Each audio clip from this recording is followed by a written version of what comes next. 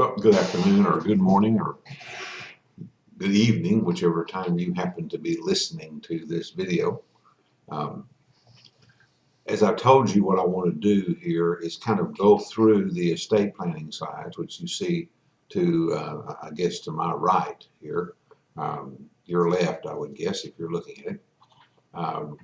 And I'm not going to spend a lot of time. I do want to go through and I want to talk about the estate planning, highlight some of the slides as we go through them. Sometimes I'll just look at the voice, at what's on the slide and review it with you. I don't know how long this will take. I'm going to try to get it done within a 30-minute or 40-minute presentation. I'm assuming that's about all the time you want to sit and listen to this stuff. And to remind you too, if you happen to be listening to this, that the things I want you to do while I'm gone is one, take the test. And again, that comes up on September 30th at 8 o'clock in the morning. It will be up until the 11:59 on Sunday. I think that's October the 2nd. So you'll have 3 full days, a little more than that really. Well, a little less than that, I guess, because you don't start at 1 a.m. in the morning on 9:30 or September 30th. So there's a little less than 3 days. You can take it anywhere, just as long as you have internet access. The link that we'll put on my page will go right to that file. On that same page where you're going to have the end of chapter questions, which will come up there on October the 3rd. But you'll also have the PowerPoints there. You can make notes on or whatever you want to do. Follow along as you do that. Then you'll have the link to the test and the video for the review of the test as well. So those things will be on my page that's dated for the week September the 26th through the 30th, I guess is what I've got it dated for. So, or maybe just for the 2 days of the 27th and the 29th, which are the 2 class periods. But all the information I'm talking about will be on that page on Canvas. So let's get started on this. Let me just go through and tell you that the first page that you're looking at here is talking about the formula for the estate tax. I'm not going to read that.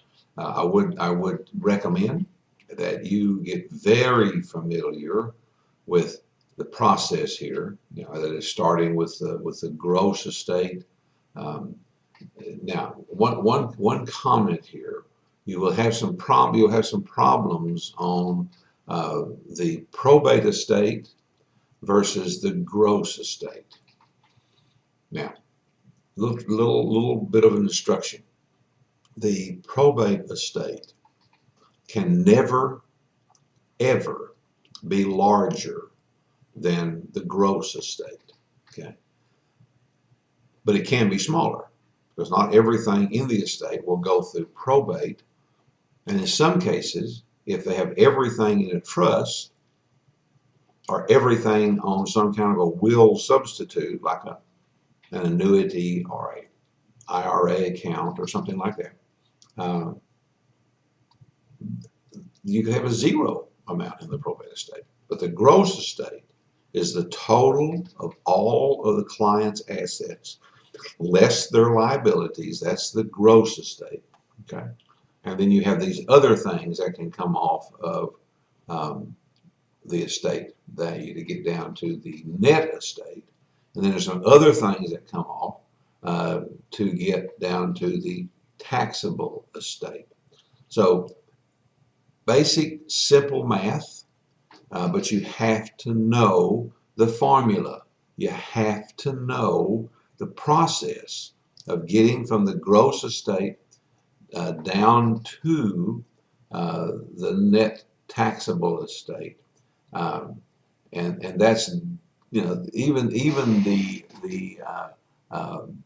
you see there's a tentative tax base, but there's some other things that come off of that tentative tax base. So you can see those things. We'll talk about some of them as we go through the slide presentation. But you need to be very familiar with this estate tax formula. Okay, that is important. And you see the code sections. We'll talk about all of these a little bit going forward, but the numbers as you see beside here are just the code section under which they fall. We'll talk about some in detail. We'll talk about some with just brief reference. Pardon me. So let's get started. Okay. All right. So here, just listen some more of what makes up the gross estate. All right. In each one of those, you can see there are a number of code sections. If I go back and look at the previous ones, there's a number of code sections that relate to defining, trying to cover some of the exemptions that have been identified over the years through contesting. Some of them have multiple. The 2035, then there's a 2036, 2037, and so forth, that have to relate to gift tax paid within 3 years of death. What that's referring to is that there are some things, insurance policies and some other issues that are defined in those code sections, that if you die within the time period of giving them away as a gift before you died, and you die within a 3-year period, then it's going to be presumed that those gifts were made in contemplation of death, those that are defined in the code section 2035, and those that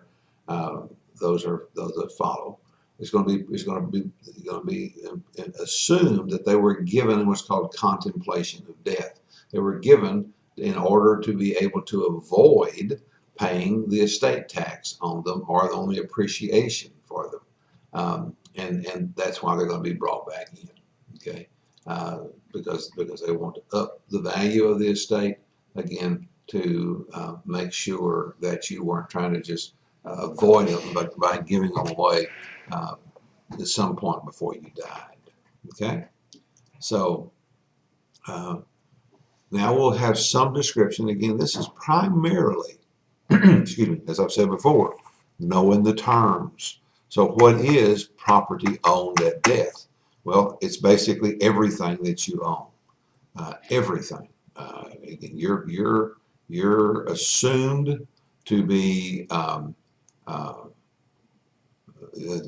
have these assets. If you don't, if there's something that happened before them, then you have to make the case that they weren't yours for some form or reason. And here's a point that we'll talk to. I already talked about it once, but I'll talk about it again. We already talked about powers of appointment. We talked about a general power of appointment, which is pretty much giving you the ability to do everything in someone's estate other than your own. But it is presumed by the IRS that a general power of appointment gives you the same rights that an owner does. Therefore, you are liable for the estate tax, even though you don't have possession of them. Even though you may not have the money to pay the tax, doesn't matter. If you die with a general power of appointment, you owe the tax. If it's a taxable estate, again, as I said before, most all of this stuff we're talking about here is related to estates individually have a net estate or actually a taxable estate that's over $5,450,000. And right now that'll change from year to year. But if it's a joint return, a married couple, then that amount is $10,900,000. Okay. So all of these things that we talk about, cash, rental income, so forth, are all part of property owned at death. Dower and Curtesy, I've already mentioned this, already talked about it, but basically it was originally the right of the wife to receive a life estate, and between a third to a half of the land owned by the husband at the husband's death, if one or more child was born. Now, if you're And now more in line with Curtesy, which is a life estate and land, the husband's right to receive a life estate and land owned by the wife at the wife's death if one or more child was born. So these are things that could, if they're not considered, that could change the will. One of the few places where that statute can change the will. If you're trying to avoid these concepts, that could be a bit of a problem. Okay, 3-year look back. Again, we're not trying to make you legal experts here. We're just trying to give you a general idea. So in many cases, we're just talking about having a general overview of what the code sections are talking about. If it needs further explanation, we'll give that to you. So this 3-year look back is any gift tax paid on, you can read it, any gift tax paid on gifts made within 3 years of death, not the actual amount of the gifts. So that part's brought back in, and that's because we talked about the inclusiveness and the exclusiveness of taxes paid on gifts. So the tax on those gifts, not the value of the gift, but the tax on those gifts will come back in because they see that as a preference item. They're going to bring it back in. But also, if you transfer a life estate before the 3 years of death, if you transfer taking effect at death, if you have a revocable transfer where it's not a complete gift, and transfers of life insurance, those type of things, those are all considered to be under this more general 3-year look back rule. Once again, I know you've heard it.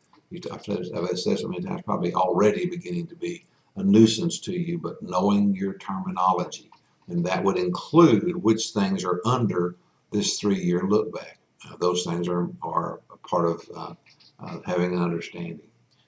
If you have if you try to make a transfer with a retained interest,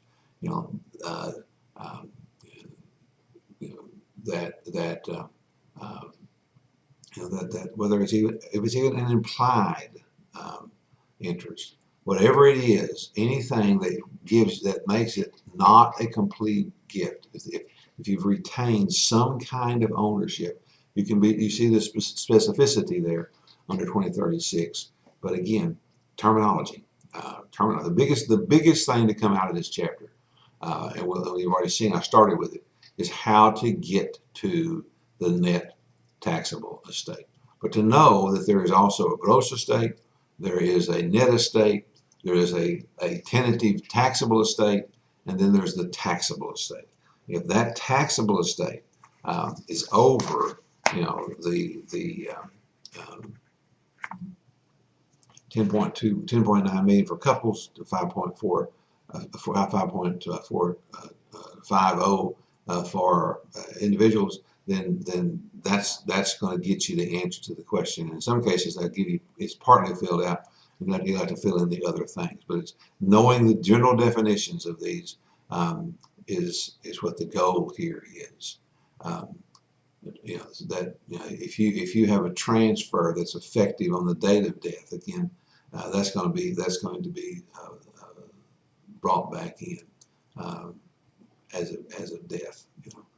Persistent adjournment requires the beneficiary to survive the decedent. So you got all of these type of things, and you just don't need to know a lot about them. Just know the definitions and what's in them. Revocable transfers, once again, that idea that if you retained a revisionary interest, or you have a transfer that you made and you have a provision in there that you can revoke that transfer, you're going to get it brought back into the estate because you're obviously that you're trying to avoid the estate tax, but you really weren't serious enough to relinquish control, so they're going to bring it back in for you and include it in the calculation of the gross estate.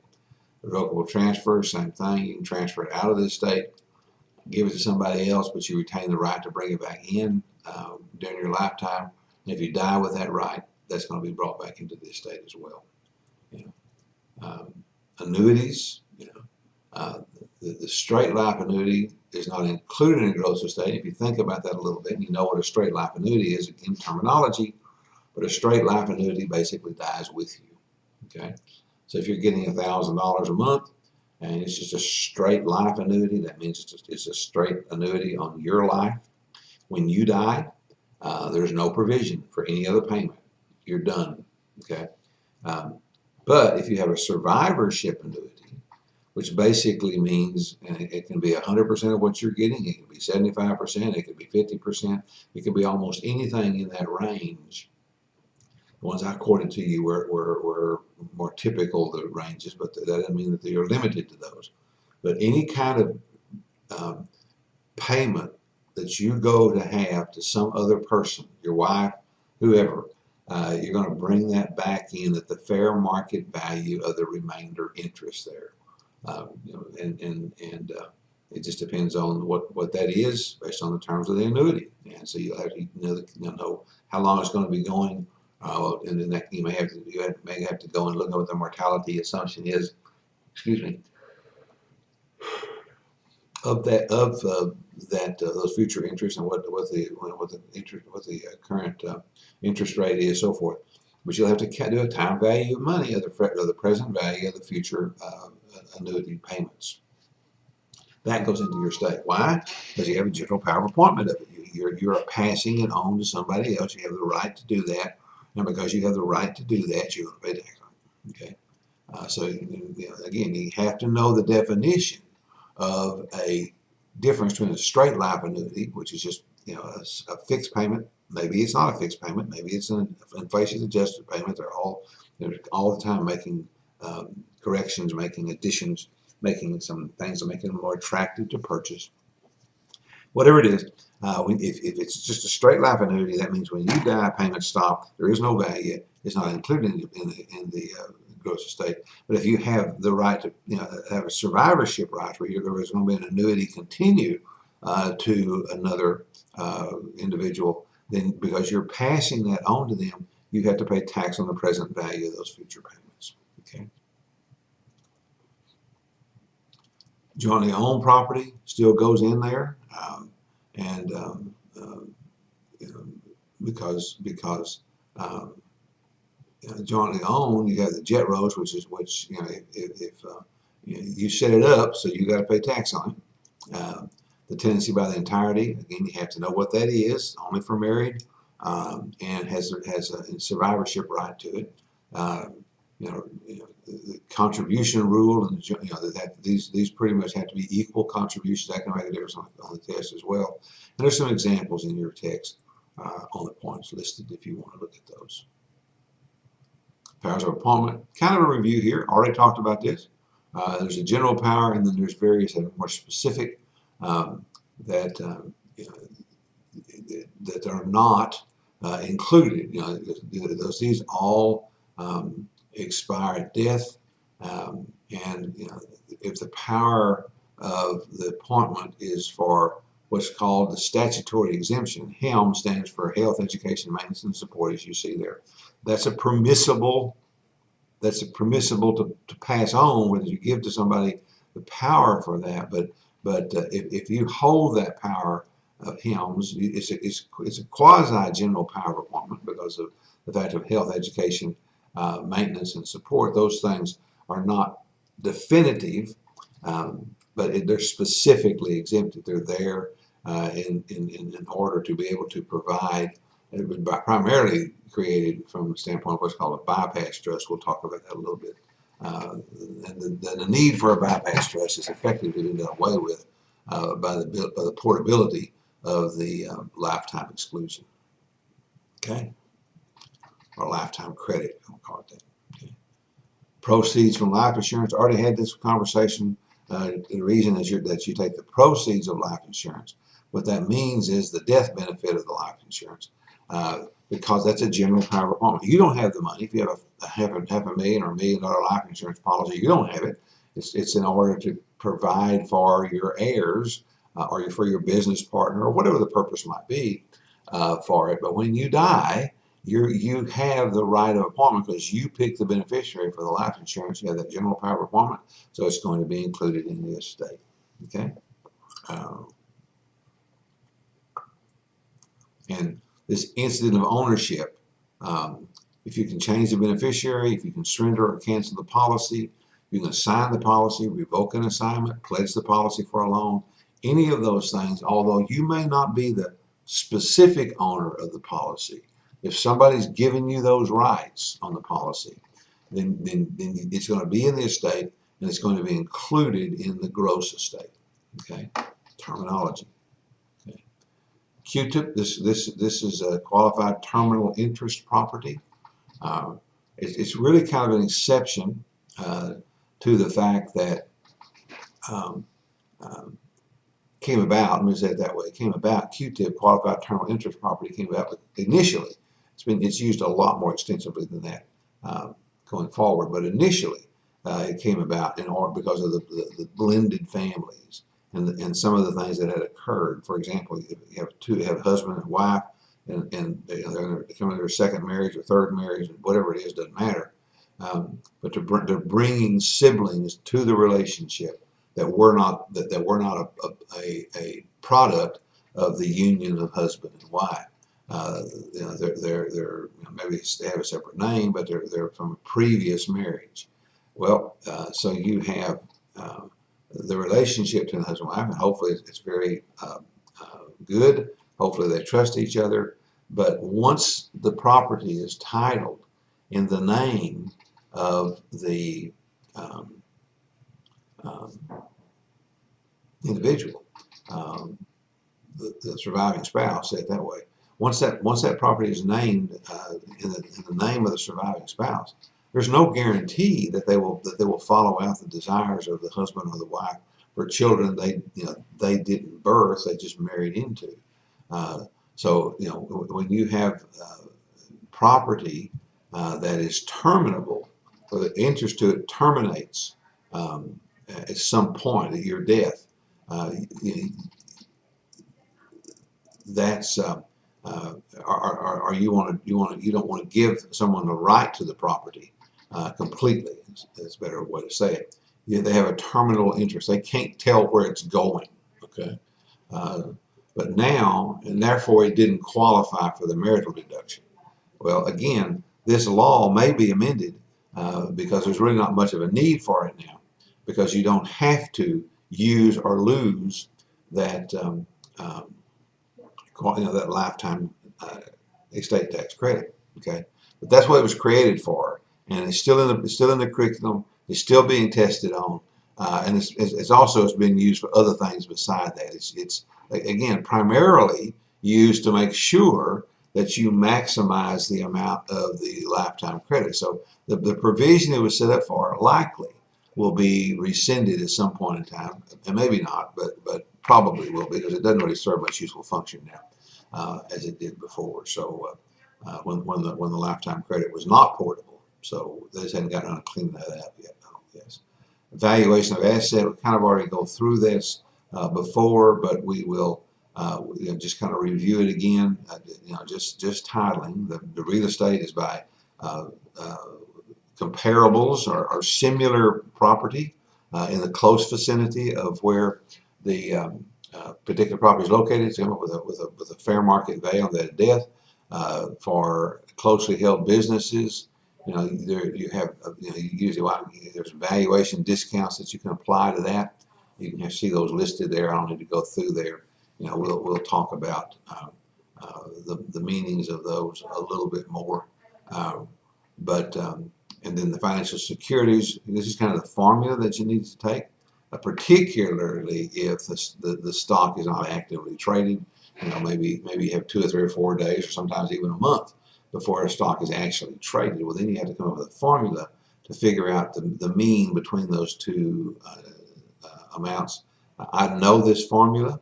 Again, it's just straight math. It's pretty easy. You just have the divisor and the products you're going to be valuing at the top, so it just as long as you know the formula, you'll be good on answering any questions regarding financial securities on how to go about getting their value, and they'll give you that. They'll tell you. They want to make the question really difficult. They'll tell you that this is a thinly traded or are not actively traded, and they'll give you the dates before and after the death. And just as long as you know that formula, you're good to go. Okay. And I'll tell you if any of the questions in the test require that formula, but this different information will be in the second quiz that you take. It won't be in the one that you're going to take next week. Okay. Life insurance, you know, essentially life insurance is if the policy is on others, if you have a policy you own on somebody else, not on you, on somebody else, then what's included in the estate is what's talked about, the interpolated terminal reserve plus the unexpired premiums. Unexpired premiums, of course, is just the premiums you paid, and maybe you paid it a year at a time or a quarter at a time, and you pay at the beginning of that quarter, but that quarter's not over yet. So if they're unearned for that point, then those would be included as well. You know,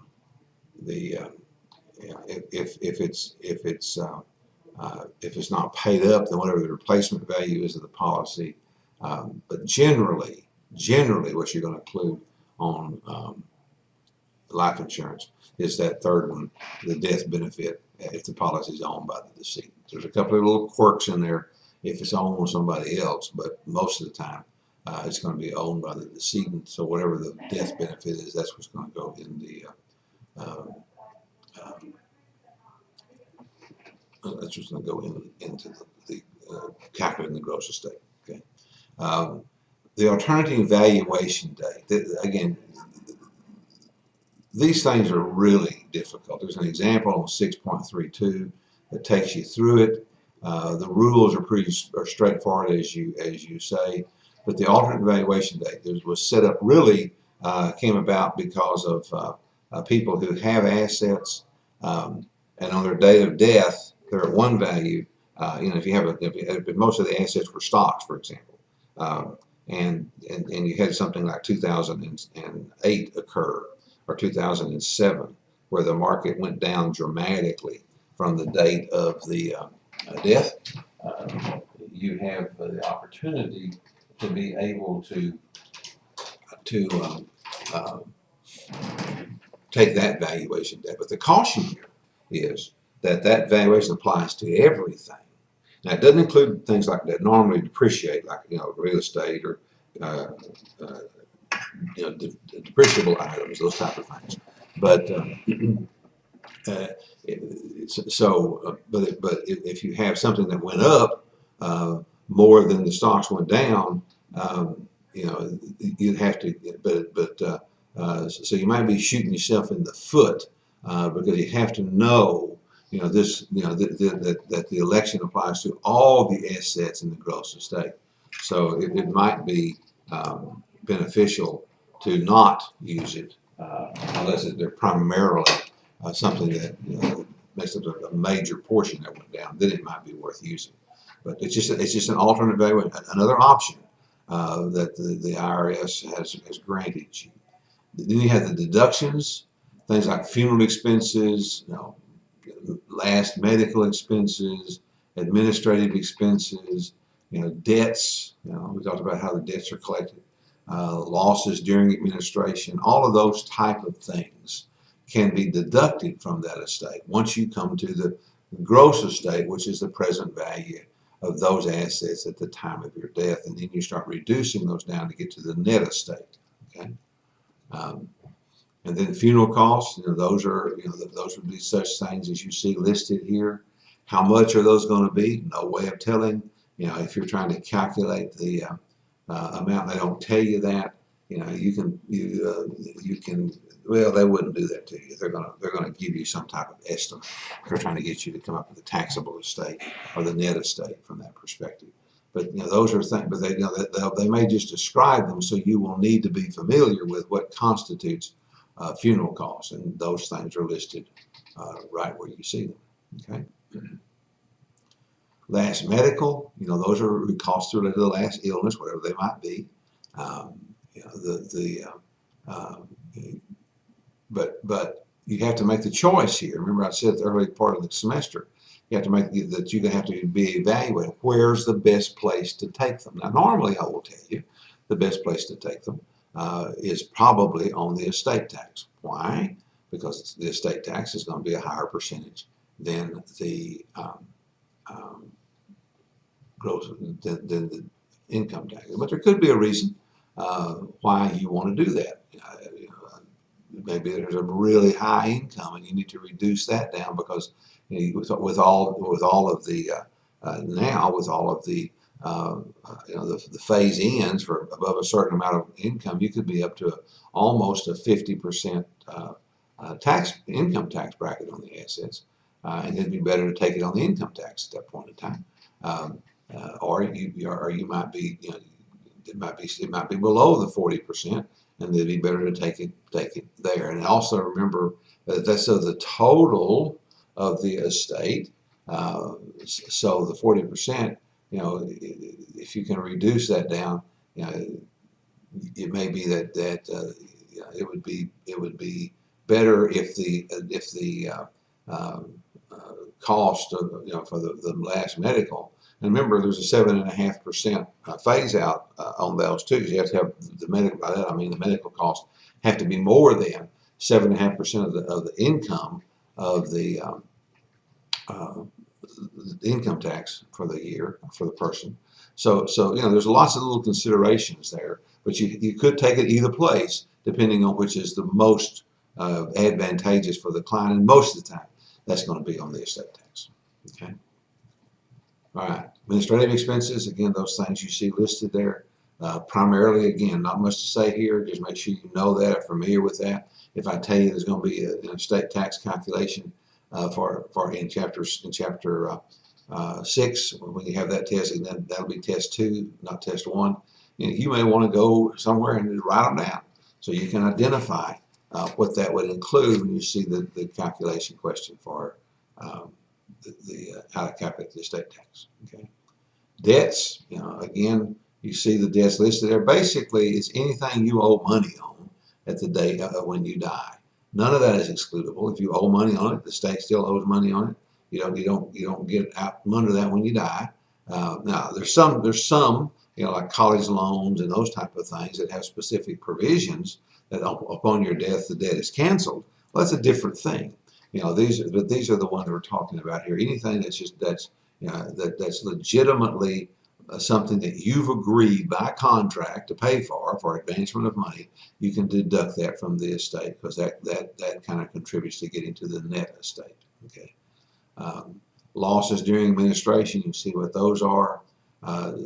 So these are the definitions of those things that we're talking about under the expenses on that formula that we're working on to get to what the estate tax is. The estate formula, basically this is just a reproduction of what the first thing that I showed you, and kind of the places along the way. So from the adjusted gross estate, you have these things that are listed there. That comes down to the, and we'll discuss these in more detail in these related chapters. But the adjusted gross estate comes down to the taxable estate, and you've got some deductions and so forth getting to the adjusted gross estate, and then once you get to the taxable estate, then you come out with the 76 gifts, which are gifts made prior to the parity of the estate and gift tax, if you remember that. This first slide we had back on the gift tax. Okay, so I do them kind of both together. Okay, we'll finish the gift tax when I get back. Okay, where am I? Here we are. Okay, so the tentative tax, that's just the tax structure. And I pointed that out to you early on because it's the same as gift tax. It's just showing you that everything is taxable, and really the emphasis on this is to say that this $5,450,000 lifetime exemption that is portable if you're married to someone else is a tax credit, and they do that so that if they decide to change something, they don't have to come up with a new table. The table's already there, but it's saying that from 0 up to $5,450,000, that is still taxable estate. If they decide to do away with the lifetime credit, if they decide to change it in any way, they have that flexibility. But it also means that the first dollar above, in this case, $1 million, is taxed at the full 40%. So there's no way to get around the 40%. And even if they change the level, at this point, they've got the flexibility to do that without disrupting a lot of other things. Okay, so just have a general idea that a tax credit is much more valuable to the client, but it's also, in this case, put in there so that if it's a taxable estate, it's always taxable at the 40% rate. And if you have in there any kinds of generation skipping transfer issues, that's an additional tax to this. That's important to remember. That's another tax on things that are being passed to people that are more than one generation below you. Okay. We talked about the tax credit. We don't need to go back and look at that, but you can see that it has changed dramatically as far as the benefit to the client over just these few years. And I remember when I first started, back in the 60s, that the lifetime credit was like $350,000 because the taxable estate was only like $650,000. So the definition of wealth that you're trying to preserve against accumulating money has changed a lot over the course of the tax, estate tax and gift tax history. Okay,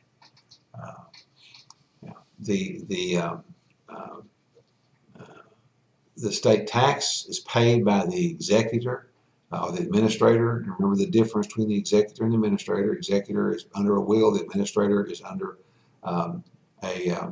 intestacy. That's appointed by the court. This is appointed by the will. If there's neither one of those, then the person in receipt of the property, that would be the beneficiary, has to pay that tax.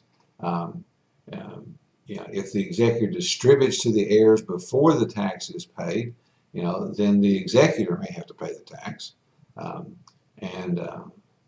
Then he also must file the 706, and that's due 9 months after the date of death. And there are some exceptions that he can take it out beyond that a little bit, but those are a piece-by-piece basis. We also see that it's due 9 months, extension to file but not to pay. Same thing with income tax. You can get an extension to file on the farm, but you still have to pay the tax. It could be granted for an additional 6 months. Penalties, you can see the penalties there for failure to pay, failure to file, but the failure to file then is reduced by the failure to pay if you have both of those. Okay. So again, just definition here. Just know those.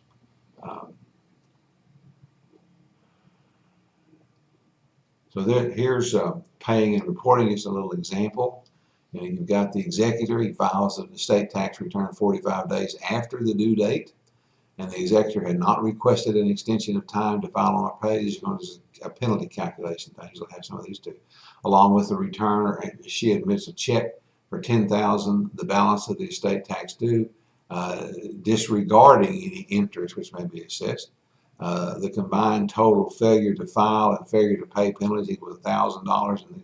In the case, in this case, late filing would cause long probability or portability rights for unused credit of decedent.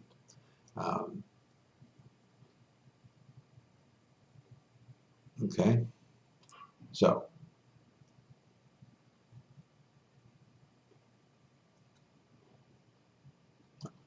place. Sorry.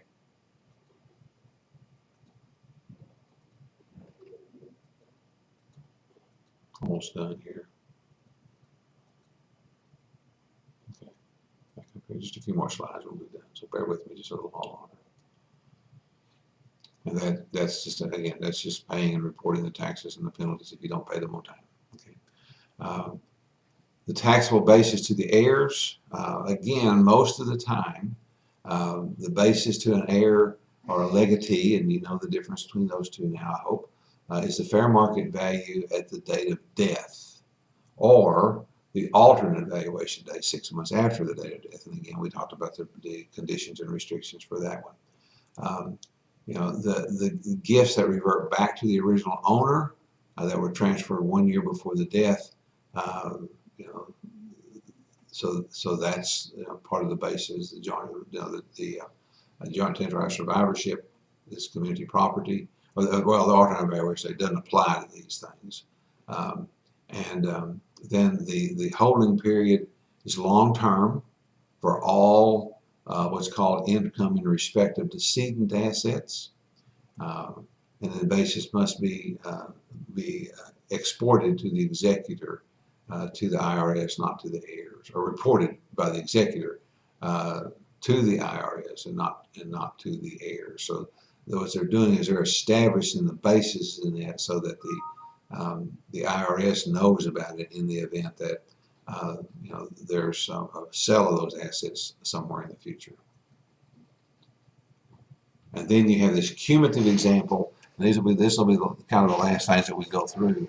But it's an example here of Cody and Reese were married years ago and had one child, Amber. Cody and his longtime friend Candy, remember Candy on the other example we had, was recently flying in Candy's new plane for a brief period. Candy was distracted and lost control of the plane. Unfortunately, the plane crashed and Candy died instantly, and Cody died a few days later as a result of the injuries sustained during the crash. Remember, this was an example that we had back in talking about who got what and what went through probate. Okay, so here's the example again. When Cody died, he and Reese owned the following property. This should be familiar to you as well. The $500,000 that was held in Tennessee by the entirety, which means that was held by the husband and the wife. The income, or the home, had an outstanding mortgage of $200,000, excuse me. The car, one, was valued at $10,000. It was held fee simple by Cody. Car two was valued at $15,000. Held joint tenancy with our survivorship by Cody and Amber. The diamond ring valued at $50,000, held fee simple by Reese. And the boat valued at $20,000, held tenancy in common by Cody and Amber, equal contribution. Okay. Now, and remember the tenancy in common, that's thrown in there, but if you remember that the equal contribution is required under joint tenancy or other survivorship. That's not necessarily the case with tenancy in common. You can have unequal ownerships in there. Okay. You have the life insurance policy. You know, so the life insurance policy, one on Reese's life, owned by Cody. The fair market value of the policy was $100,000. The death benefit was $200,000. The beneficiary is Amber. Okay. You have another life insurance policy that was on Cody's life, owned by Cody. Fair market value of the policy was $85,000, and the death benefit was $500,000. The only beneficiary is Candy. Okay.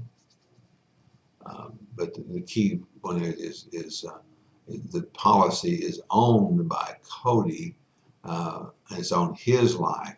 So that will tell you some things. We'll see the results of that in just a minute. IRA account valued at $4.5 million, owned by Cody with Amber as a beneficiary. Irrevocable trust by Cody for the benefit of Amber, created 5 years ago, and the trust is valued at $500,000, and Amber is a beneficiary at Cody's death. Okay. And then you have, unless otherwise stated, assume equal contributions were made by all parties for jointly owned property.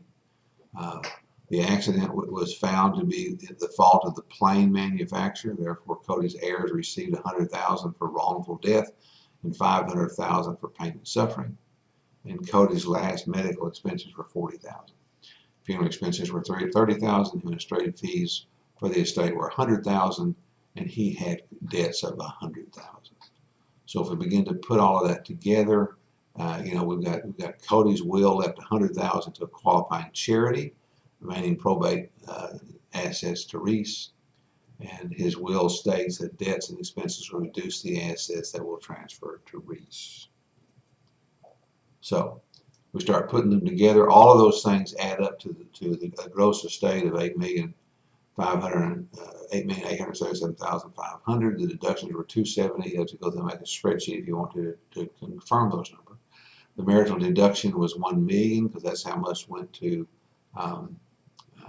This has to be going, you know, for the marital deduction apply. You know, they're just reducing that down. The charitable deduction is $100,000. The tentative tax base is this $4,507,000. The tentative tax is $1,784,000.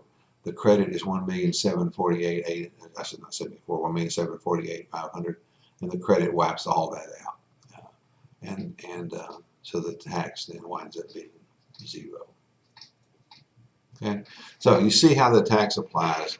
You see, yes, it's a significant amount. Most people now, we talked about, you know, less than 1/2 of 1% won't be subject to estate tax anyway. I even saw an article at some point in time that just recently that some people are projecting that for the most part, estate planning attorneys won't have as much of a practice as they used to have before because of the value of the lifetime credit.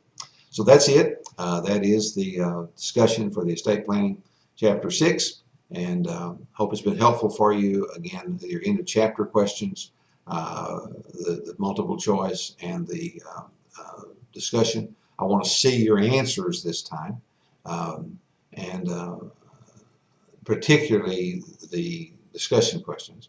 I want to see that you actually done it, and then I'll give you credit for the attendance for the class, and then I will post the answers to those questions. You can go back in and do your regular review to see where you missed them going forward, and that will be up on at least by class time on October the 4th, but I'll try to get it up sometime during the day on October the 3rd.